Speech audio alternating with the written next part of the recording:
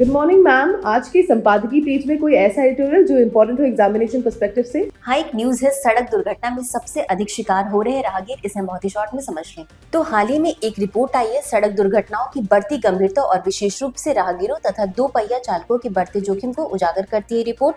अब सरकार के द्वारा 2020 से 2024 तक का डेटा जारी किया गया और इस आंकड़ों को देख लेंगे तो 2022 में कुल सड़क दुर्घटना थी 3,72,181, 2021 में 4,12,432, 2022 में 4,61,312, 2023 में 4,80,583 और 2024 में 4,87,707 तक ये आंकड़ा पहुंच गया है। और ये निरंतर वृद्धि बताती है कि सड़क सुरक्षा के प्रयासों के बावजूद दुर्घटनाओं पर प्रभावी नियंत्रण नहीं हो पाया है। रिपोर्ट के अनुसार इन दुर्घटनाओं में सबसे अधिक शिकार दो पहिया वाहन चालक और राहगीर हो रहे हैं, जो सड़क संरचना और यातायात प्रबंधन की गंभीर खामियों की ओर संकेत करते हैं। विशेष रूप से वर्ष 2024 के वर्ष में कुल 94,780 यात्री सड़क हादसे के शिकार हुए, जबकि वर्ष 2023 में ऐसे यात्रियों की संख्या 94,446 दर्ज की गई थी। वहीं सड़कों पर दुपहिया चालक वर्ष 2024 में 2,23,446 थे, जो कि वर्ष 2023 में 2,31,160 दर्ज किए गए हैं। इन आंकड़ों से स्पष्ट है कि सड़क उपयोगकर्ताओं में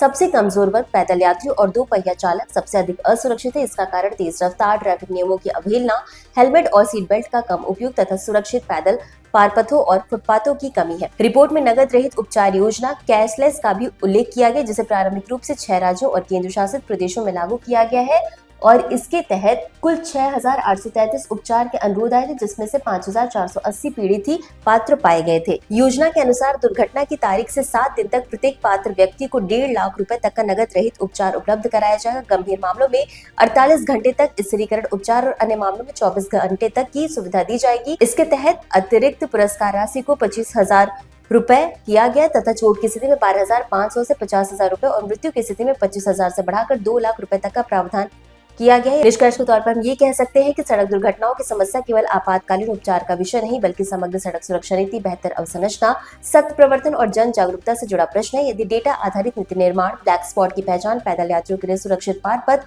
दोपहिया चालकों के लिए अनिवार्य सुरक्षा उपाय और यातायात नियमों का कठोर पालन सुनिश्चित नहीं किया गया तो दुर्घटनाओं की बढ़ती प्रवृत्ति भविष्य में और गंभीर सामाजिक आर्थिक संकट रूप ले सकती है।